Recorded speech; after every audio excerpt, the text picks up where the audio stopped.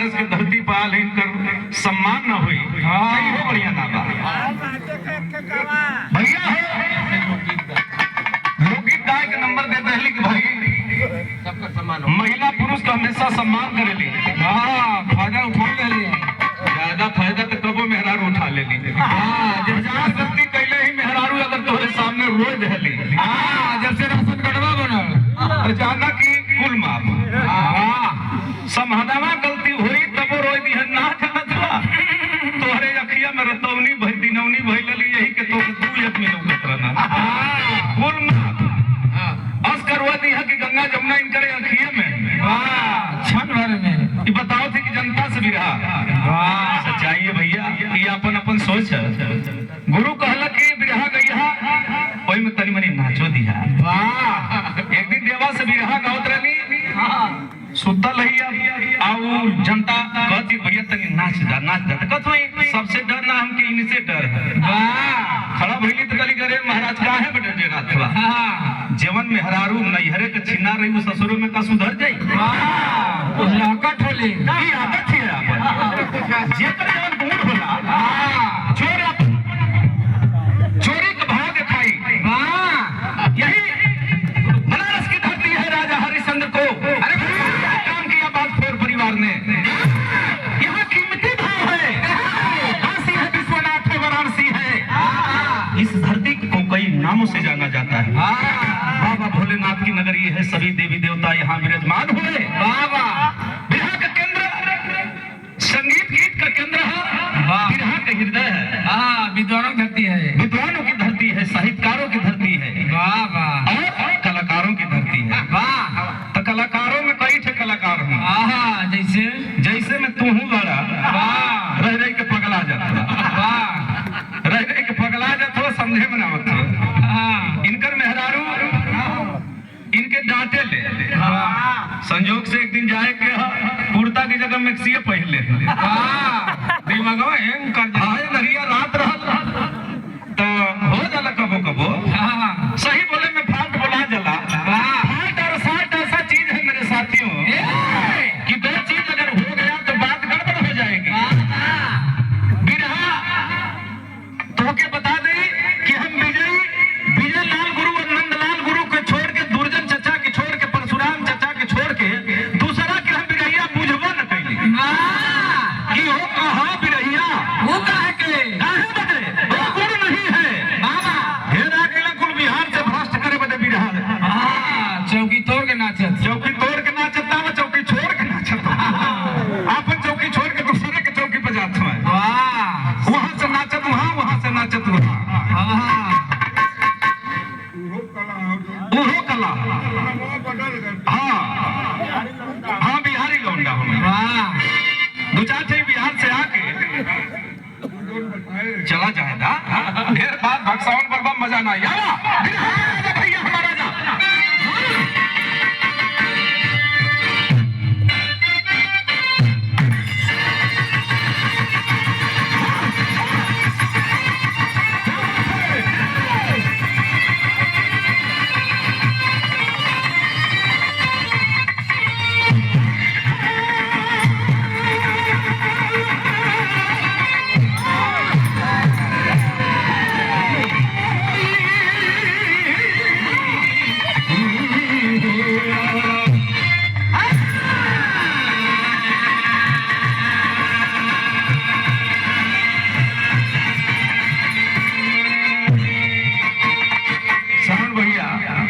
तारीफ के काबिल है।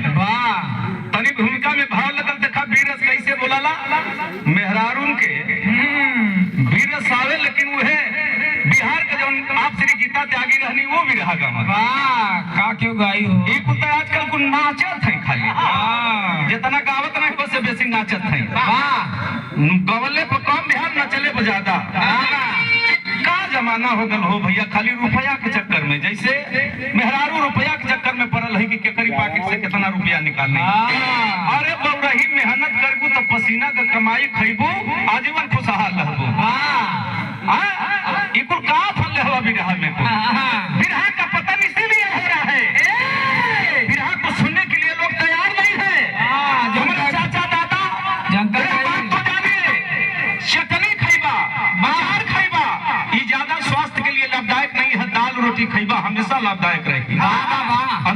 डॉक्टर बताई कि ए बाबू डॉक्टर, ए बाबू मरीज, तनी दाल रोटी खा कर ढेर दिन जिए के हतो।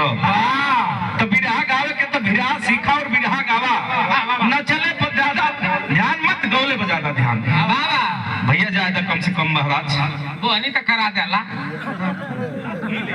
नहीं लेला भैया। भैया हमरे आप साहब की तरफ से बिरहा से मजाक ना, हमारा दोनों साथ कहला कि बेटा ये दोनों भाई है तुम्हारे अंदर, नंदलाल और बिजलाल तुम्हारे अंदर है, इस जज्बे को उड़ान में भर देना।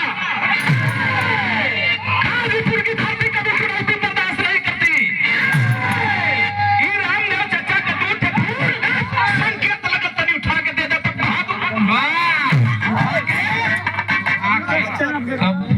अरे भैया हारमोनियम से आवाज मांगत ये बात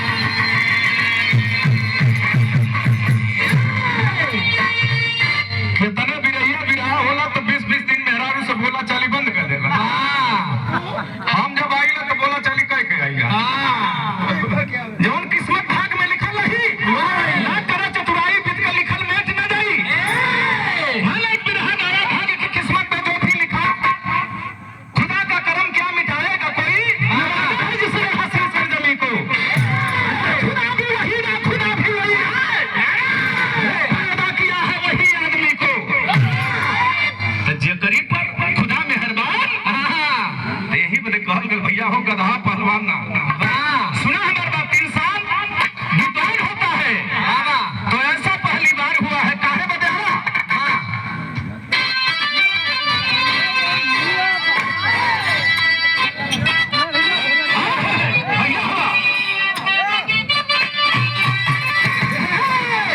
ऐसा पहली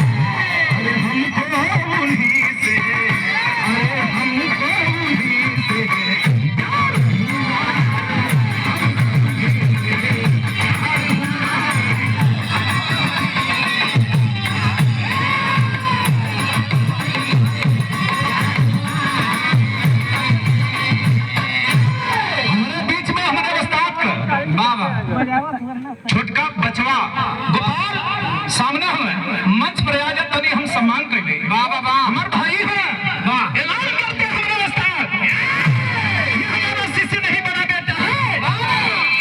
मैं इसे धर्म का नहीं बल्कि इसे प्यार मोहब्बत का बेटा समझता हूँ।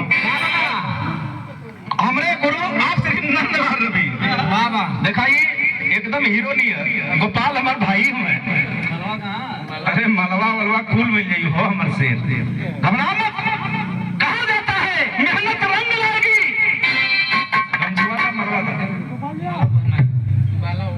गोपाल भैया तनी और देखिए, यही मेरा छोटा भाई है और बहुत प्यार स्नेह मिलता है। उस दरबार में 1000 शिष्य है हमारे गुरु का। मैं अपने मुंह से कुछ नहीं कहना चाहता हूँ, लेकिन हमारे उस्ताद ने कहा बेटा बाबा शब्द जियो शान से वरना मर जाओ जान से।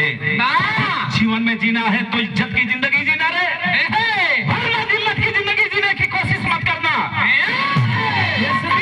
थक जाए बेटा बाबा। लोगों को सलाम करके बिरहा को मान सम्मान समझ करके जोरदार तालियों से स्वागत।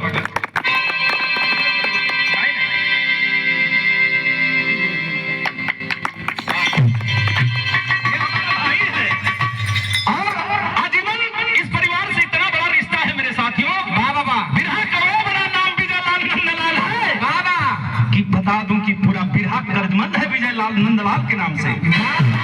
लेकिन भाई अरे रखते वतन की भैया वतन की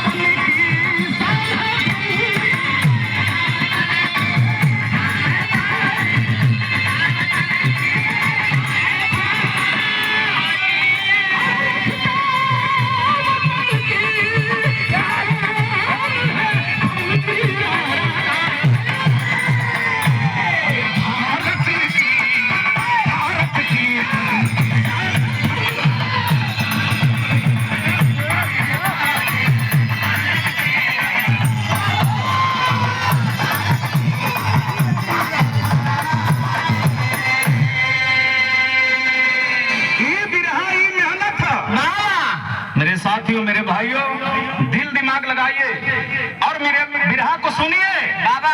बिरहा मेरा जीवन है, बिरहा से मजाक ना। जहां तक हिम्मत हौसला काम करी गाई बजाई लोगन के सुनाई बाबा। रुपया कमाई लेकिन इज्जत से जिया।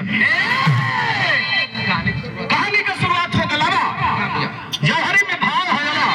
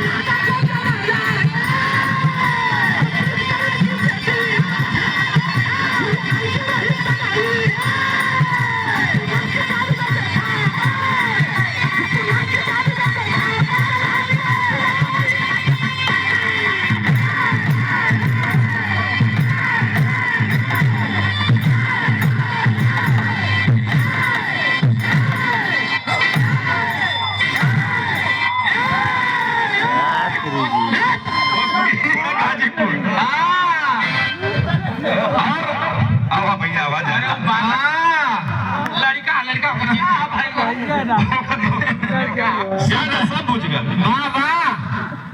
अरे शहीद में कलैका बैसाख कलैका शौकीन होला, शहीद का चलाक होला, फागुन का रंगीन होला, असार में घर जाना अनुकूल बात कहना चाहते हैं। कानपुर के बगल में इटावा है बाबा, जहाँ माननीय मुलायम यादव का सरजमी बताया जाता है। बदायूं जिला और इटावा कानपुर जो है, कानपुर में ही माई कर्रा बताता है। उसका काम था जिसकी बहन बेटी को सुंदर देखता उठवा लेता। मेरे साथियों सुबेरवा का टाइम है, देश गुलाम तहीर है, लोग डरा डरा के जियत है। माई करावत घोड़े से सवार आता है, एक लड़की दिखाई पड़ी, लड़की को बोला रे लड़की इधर आ, नाम क्या है तेरा? लड़की बताती है बाबू हमारा नाम रोशन आ रहा, तू अपने बाबूजी से कह देना कल हमारे हवेली पर तुम्हें लेकर नहीं आए तो कल का सूरज नहीं देखोगे। बाबू के के जाके बेटी बतौलस। वाह भाई वाह। ये देखा है हमरे राहुल भैया के बाबूजी जवन कविता बगल में जवन गावत थे, बहुत तोहर बढ़िया भाव लगल कि गुरुजी। गुरु ऐसा शब्द हो भैया, अगर कहीं भी लगा देबा ते अमृत के में धार बरसेला। गुरु बाप होता है, माँ सब गुरु होती है। मेरे साथी, माई जवन तुमके बता दे, सिखा दे, माँ ही असली पहचान बता सकती है कि आप किसके अंश हैं। माई के कर्जा से न केहू तीर्ण भइल न होई हो भैया। ये दादा, ये चाचा करीब यारा रोना था सुन के बेटी का शादी का दिन रखली, आखिर कमीना अपने हवेली पे बुला के मर्यादा लूट ली। सवेरेवा का टाइम है, अखाड़ा पर सुमेर राजभर नाम का पहलवान है, बगल में बल्ली यादव, मोहन चमार, श्यामदेव प्रजापति, विजयलाल चौहान, तमाम लोग अखाड़े पर हैं, लेकिन सबकर गुरु सुमेर पहलवान है। बैठल हो रियाज वाज मार के शरीर में कस बनल है। आखिरकार वही बीच में करीब यारा पहुंचते हैं। बेटा सुमरवा मर्यादा लगा था, चल जाई रे बेटा बचा ले। तम तमार के उठल है आखिरकार भैया हो बाबू, भैया कहीं के गईला पहले के पुरनिया तर्ज लगली। हाँ वाह,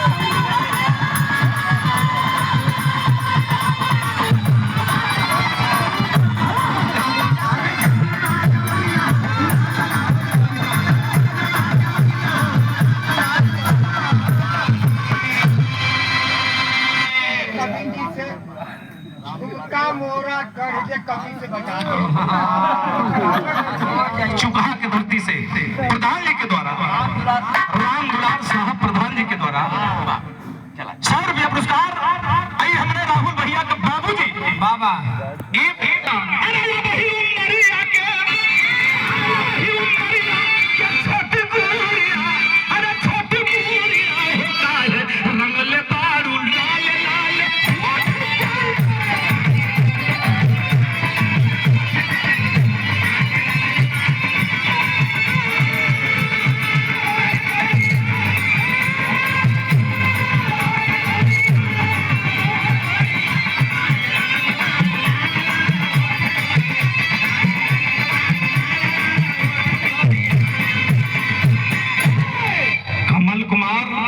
लाइट वाला एक दिन मीडिया वाला पूछा भैया क्या खाला? 15 गोयंडा खाईला, 250 ग्राम घी पीला। अरे बाप रे बाप, उतना में तो हम 2 हफ्ता खाई। तब का सवाल करे चलीला। मेरे साथियों, ये कोई बनौटी बात नहीं है। सुबह रोजाना मैं 2 किलोमीटर दौड़ करता हूँ। मैं गया था रिलेशनशिप में भर्ती के लिए, एक्सीलेंट मारा था दौड़ में। जनरल बोला बेटा, अरे विजय फौजी तेरा बेटा, तेरा भाई इस सेना में साहब जो है बहुत पढ़ने में तेज है। मैंने साथियों इतना मन बनाया, जब आँख खुलती है तो सबसे पहले अगर शब्द सुनता हूँ तो अपने गुरु नंदलाल रवि को देखता हूँ। आँख खुलने के बाद अपने गुरु को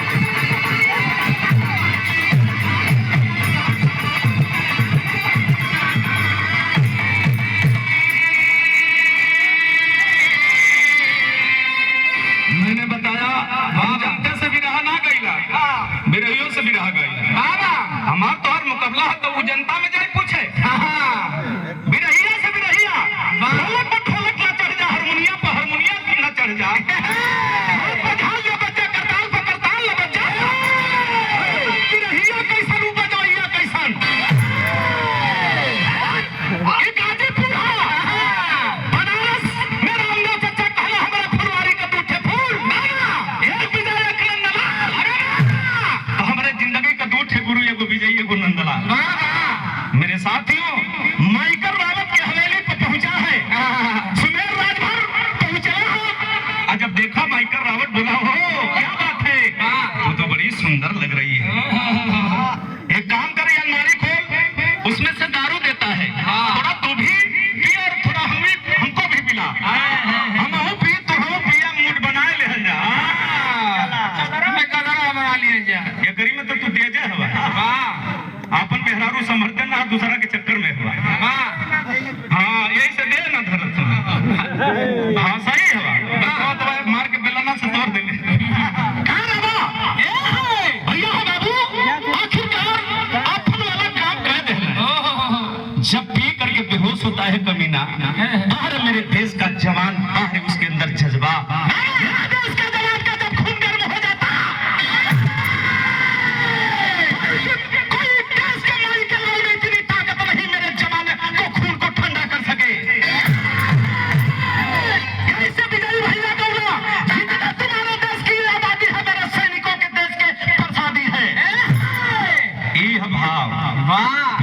ललकारे ना तो जैसे जनाई की बिरहवा तोरे कपारे पर चढ़ते, पसीना आवे की चाहिए बिरहिया के बाबा, इना की वो ठलाली चाटे रात भर माई रे माई, बलमुआ मौगा मिल गया तो का जोर ठोकरी के रहल के, वजह से भाग वहां से, कोनो घरारू ना रहती तू कैसे रहती, कोनो भारे भैया इन्होंने लोग नाम सुख और शांति है, पैसा देबा, हाँ यो तो दुख है, दुख का कारण नहीं विपत है, हाँ बोझ ना ही महाबोझ है भैया। हाँ ये देखा हंस लगा ला बाबा, अगर हम अपने में कुछ बतियावल ना जाए, कहल ना जाए तो आप लोग कहबा कि लगत है मिल मिला के फोन पर बतिया के आलो, लेकिन हम केहू से समझौता करके बिरहा ना गाइला, मैं अपनी तैयारी रखता हूँ, क्या गाना है, क्या लोगों को सुनाना है। अरे 4 बजे भोरों में गाई तो जनाई के वही पहिल का बिरहा शुरू करत है, बुरा बिरहा जगत में रिकॉर्ड है मेरे साथियों बाबा। उस्ताद हमारे 3 बिरहा गाते हैं, बीजालाल गुरु हमारे 2 बिरहा गाते हैं, ओम प्रकाश दीवाना 3 बिरहा गाता है, लेकिन संजय सोमा का बेटा 12 बिरहा रिकॉर्डिंग गाता है। तो आप लोगों का आशीर्वाद है, समय है, कहल गले बाबू, आखिरकार जवान के शरीर में इतना उबाल मारत है, हमारे बहन बेटी का इज्जत लूटी कमीना, एक बार चढ़ के सिनेमा पहुंच के हलक से खून आ जाता है, ऐसे गाजर मुरई घेर मुरिया ऐसे कर कमीना मर गया। भागत में निकल के अतौले हो भैया, जे रोजाना कपड़ा पहले नहीं थे कोनो महिला का, सिर से साड़ी नीचे हो गई बाबा, अतौले अपने ही एरिया अपने ही क्षेत्र का देश गुलाम हुआ, अपने यहाँ के दलालों से, अपने यहाँ के 420 से दलालों से बाबा, हमारे ही लोग हमारे देश के गुलाम बने गए। अगर मखबिरी ना करता तो हमारा देश गुलाम ना हो बाबा।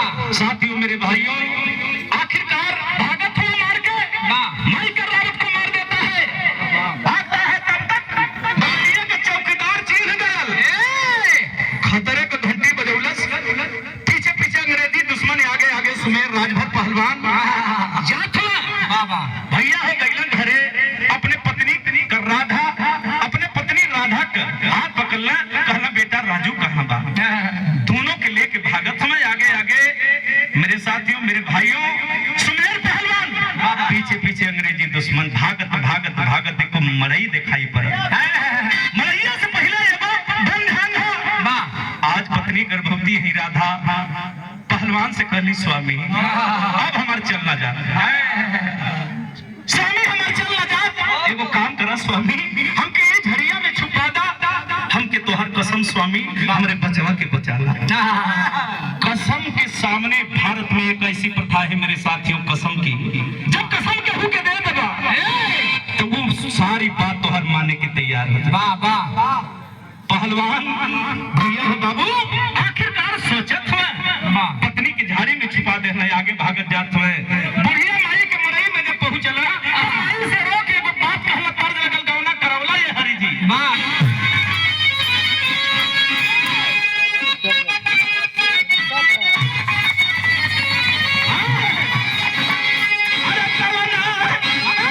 अरे कवना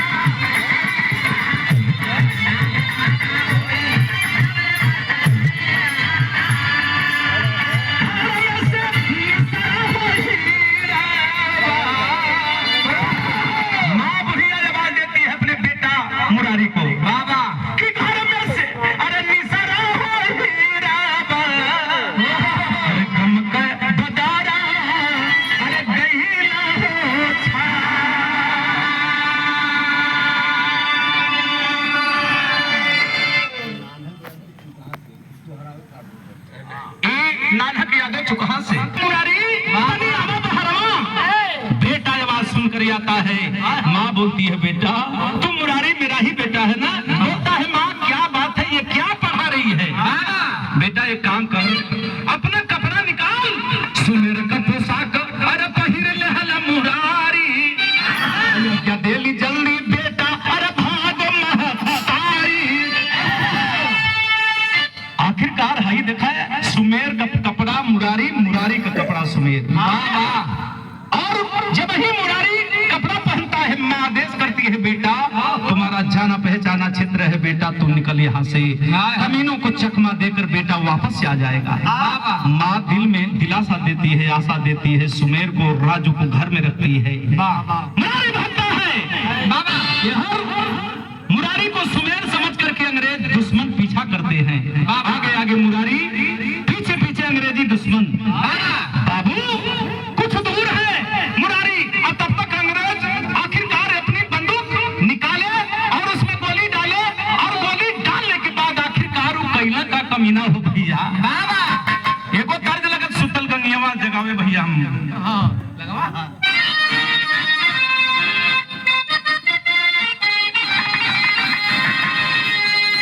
हमारे गुरु ने कहा कि बेटा कबर भी देख के,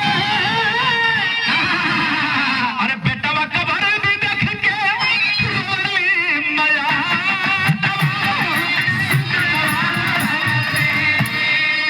अरे काहे भैला सीमा का जवान सुनलवा, काहे भैला सीमा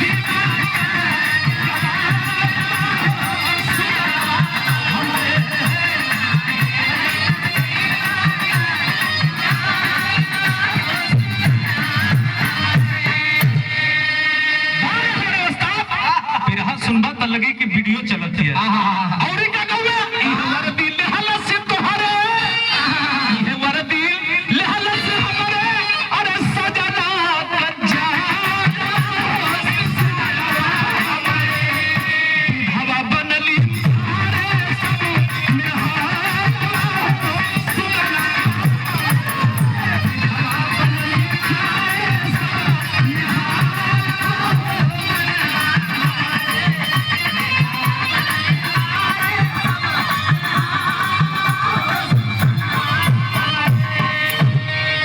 निहार। उनकरा बिरहवा का जवाब देते और ये बिरहवा हम गावत थे दोनों संगे संगे बाबा, और सीरियल भी चले, बीच बीच में प्रचार भी चले।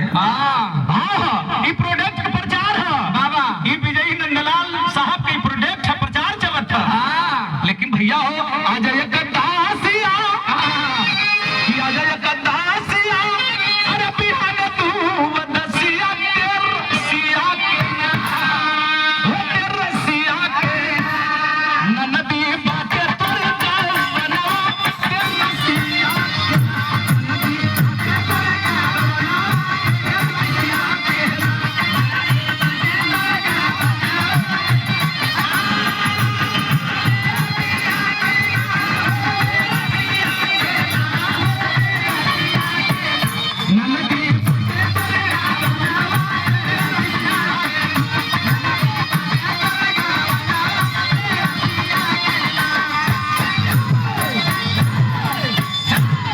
तब तक एक अंग्रेज भैया हो टाइगर और धड़ाक से गोली मारता है।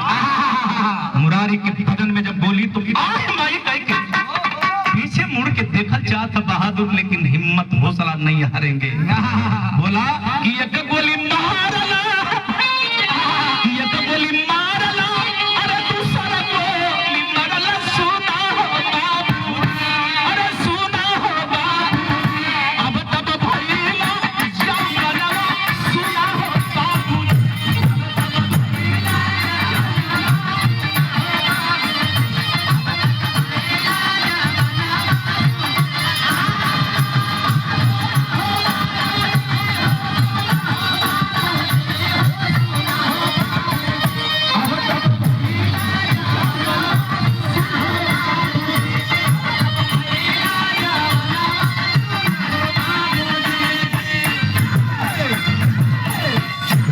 एक गोली तो लगी थी, लेकिन दूसर की गोली बदन में आके लग गई। जवान लड़खड़ा गया, बदन लड़खड़ा रही है।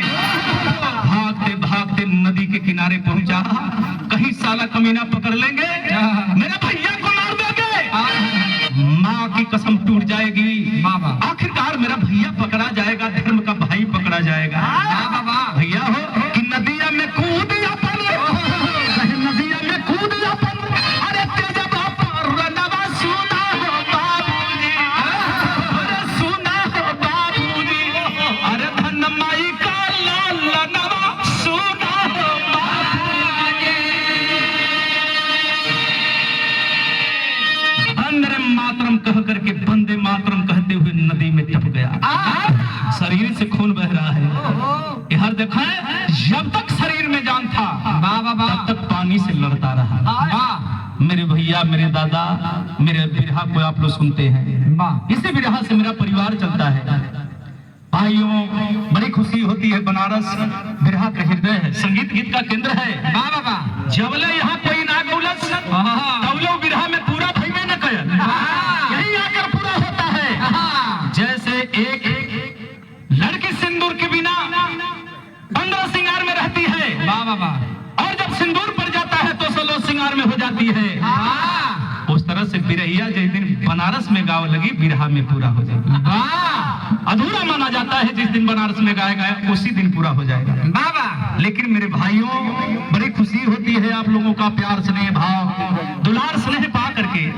आई रखा नदी में जब तक जान था मुरारी पानी से लड़ता रहा, मर गया, पानी से ऊपर लाश आ गई। हे बाबू, लसिया के कमीना छनवा लेना। एक अंग्रेजी बोला, साहब वो बढ़िया क्रांतिकारियों का ठिकाना है, चलिए उस लड़ाई पर वो मिलेगा कमीना जो हम लोगों को चकमा देकर भगा है। देखो तर्ज लगल है सिकिया मुझे।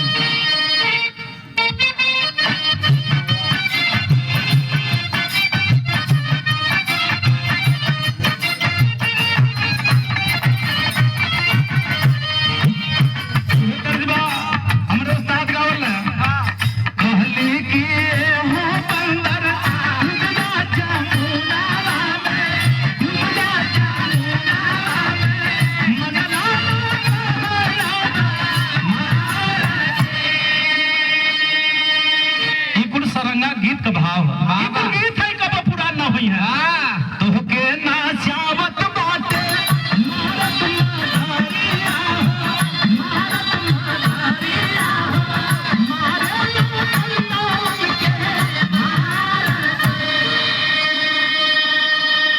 यही के हमरे बीच में, आपके बीच में जो पुरनिया दादा हमें अपने नाती पोता के खिलावला कहानी सुनावेला।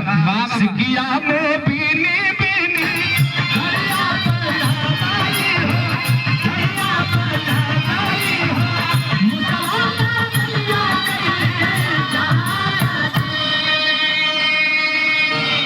बाबू, आखिरकार कमीना लाश को छनवा लेते हैं और लेकर के आए कहाँ कि लसिया के लेके आए।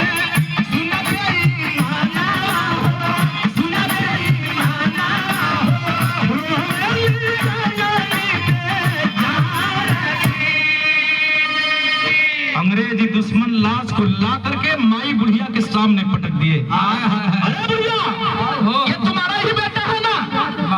माई जिस समय अपने बेटवा के देखलस पथरा गई, सोचे लगे माई पथरा गई हो भैया, कौन बेटा की बात करते हैं? बाबा, ये बेटा हमारा ना है। अरे बुढ़िया, सही से पहचान, तेरा ही बेटा है ना? ना बाबू, एक बार कह देली हमार बेटा ना है तो हमार बेटा भैया ना है। सोन ऐसा नहीं मानेगी। अरे लौट के फूकी दहला, अरे लौट के फूकी दहला, माई का मदाई के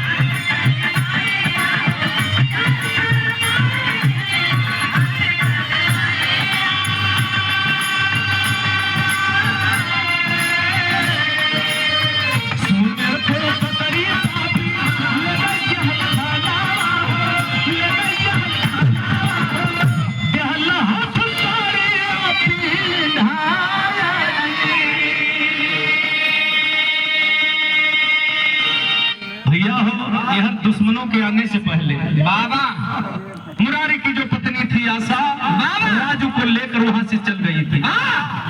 कमीना आया मरई फूंक दिए, माई बुढ़िया का भी वो मरैया में फेंक टहला। माँ देखिए, माँ तो माँ हुआ करती है अपने धर्म के बेटा को बचाने के लिए। अपने असली बेटा के नाम पर ही चलस माई एके कहे। वतन से प्रेम एके कहे जला। मेरे साथियों, देश प्रेम एक अलग होता है।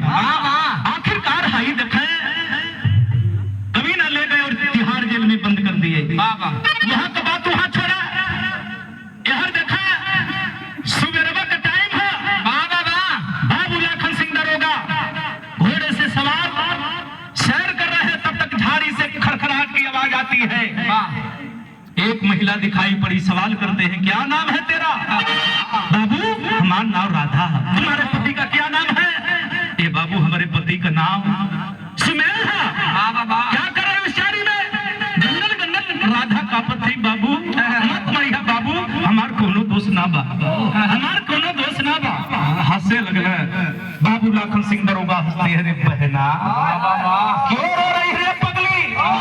मैं तेरा भाई हूँ। दिनेश 12 दिवसीय विरह जहाँ कराते हैं भैया हमरे वो धरती से आयर बाजार की तरफ से, धरती की तरफ से, वही माता के पावन दरबार की तरफ से। ये माता के पावन दरबार में ये 100 रुपये का पुरस्कार प्रणाम करता हूँ, सलाम करता हूँ। जे दे तो वहू बदे, अजे ना दे वहू बदे। सबकर परिवार खुशहाल रखे हो भैया। ऐसे कि यहाँ पे लोग से सबकर परिवार जितना गाँव बजावाला हुआ, आपके लोगों के बल पर ये पूरा परिवार चलेगा। जितना कलाकार हम लॉकडाउन में, मेरे साथियों कलाकारों से कोई गरीब नहीं रहा।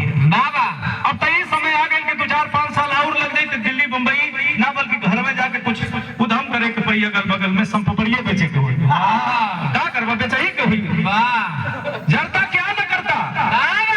लेकिन फिर लॉकडाउन खुला, फिर देश की आवाज बुलंद हुई। लेकिन आजादी कैसे मिला ली है बिरहा। मेरे साथियों हाई देखा ले गई साथ में, और राधा के गर्भ से एक बेटी पैदा हुई। जेकन ना हो भैया हाई देखा प्रीतम रखना, प्रीतम रखाई ना। धीरे धीरे समय कट रहा है। यहर बेटी भी बना थी, यहर आशा बुआ लेके राजू के गईल बा, उहो बढ़ा। नामी ग्रामी पहलवान हो गया राजू, चारों तरफ चर्चा है राजू का। बुआ से कलश करे बुआ, आज गुरु कहला बेटा दूसरी अखाड़ा देख ला। सावन का महीना है, राखी का दिन है।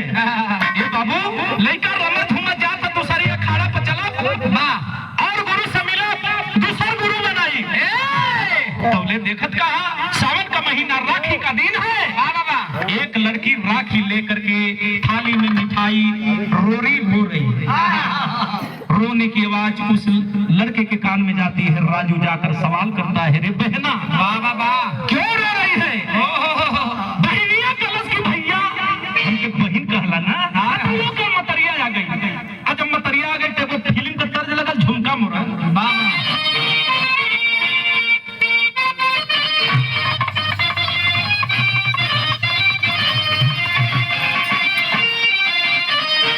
झुमका